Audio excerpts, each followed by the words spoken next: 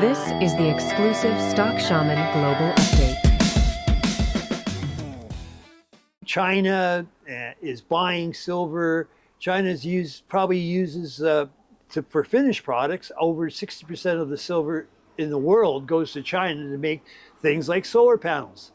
And another thing that's happened recently that was really big in the news is Samsung has developed this solid state battery. It's a lithium battery, but they put silver at the cathode, or is it the anode? I don't know. And they put a layer of silver powder at one side of the battery, and it protects the battery from what they call dendrites. So if you charge your battery really fast, sometimes these lithiums will make little veinlets. They'll touch the cathode, and then it's bad. It's a thermal runaway fire. You can't put that fire out. Then one cell burns, and you see all these cars that are burning on old school buses are running electric. They're burning on the side of the road. Can't stop that. Once that lithium has made a little touch has gotten through the membrane and touched the cathode or anode, well, it's a thermal runaway. And so Samsung has developed this new battery. It's got way more, you can charge it as fast as you want. It holds a bigger charge, and it's done away with this real problem of the thermal runaway and the batteries catching fire. And Samsung has done something absolutely extraordinary, is that they've gone to a small junior mining company that had a mine that they didn't have enough money to go into production in Mexico. And Samsung has financed them to go into production so they can get their silver. Further than Samsung, it's just been announced that China is going to put solar panels in space and beam the energy from the solar panels down to Earth. Well, those solar panels are going to have silver in them. Now, Japan has already has done the same thing, and they've successfully, on a small scale, ricocheted the sun, grabbed the energy from the sun in space and directed it down to a base station via microwaves in Japan. So this is yet another massive use for silver. The battery thing is basically going to change the whole electric car business. You're going to have you could charge your car, get 600, 800, 900 miles on a charge. You don't have to wait overnight or take hours to charge your battery, because you can just go into you can charge your battery in like 5-10 minutes, and you can go 600-800 kilometers on a charge. It's a real game changer. So now you got a whole bunch of things, massive new uses for silver, metal wars. As I mentioned before, the American government, or let's call it the Army or the Armed Forces of the United States, they need to have, like, one Tomahawk missile has 500 ounces of silver on board, just to give you, there's a military application to silver. So two things have happened. There's a lack of smelters in North America. The smelters that do exist, they're for nickel.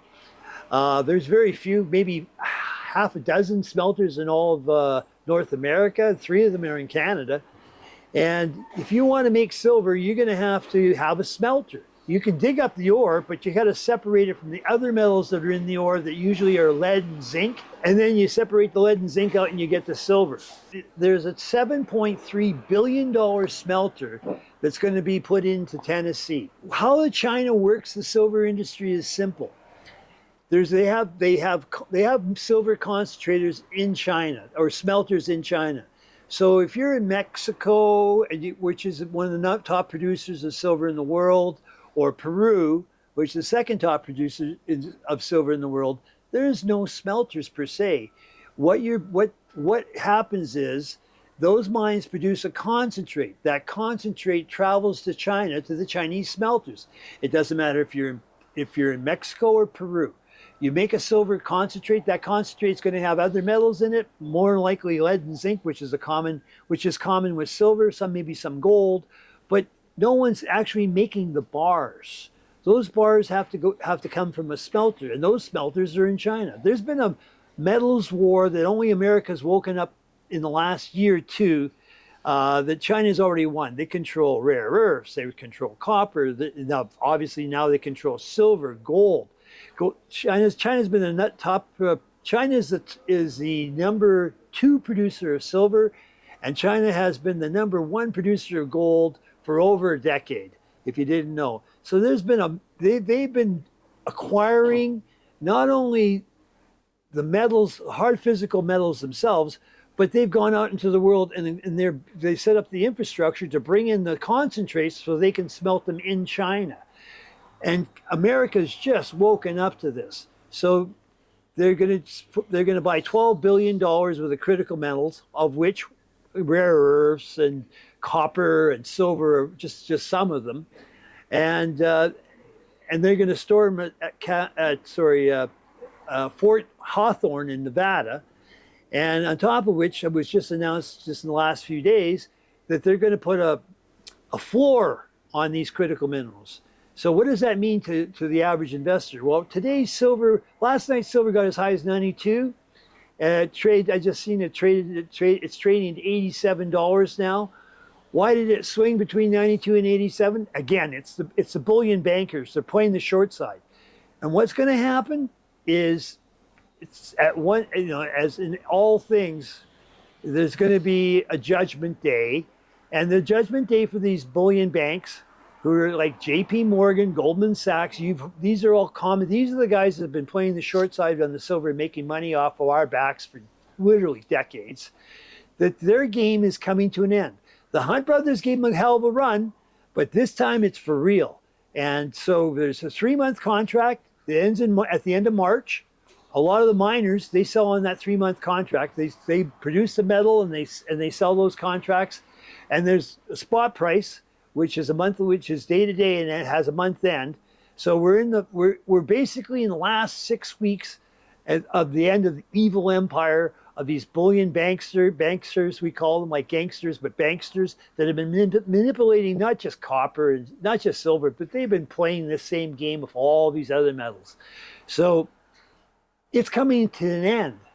The whole mining industry has suffered from this, because keeping the prices low makes it difficult for a miner to raise money to first or explore or take a mine that they found into production, because the price isn't high, has not reflected the inflation costs of building these mines. And this has been decades. This has been going on for decades. So we're at a very exciting time, really super exciting, because we could see the end of their evil empire. And when I say evil empire, I mean the LBMA in London controls. That's where they trade gold and silver.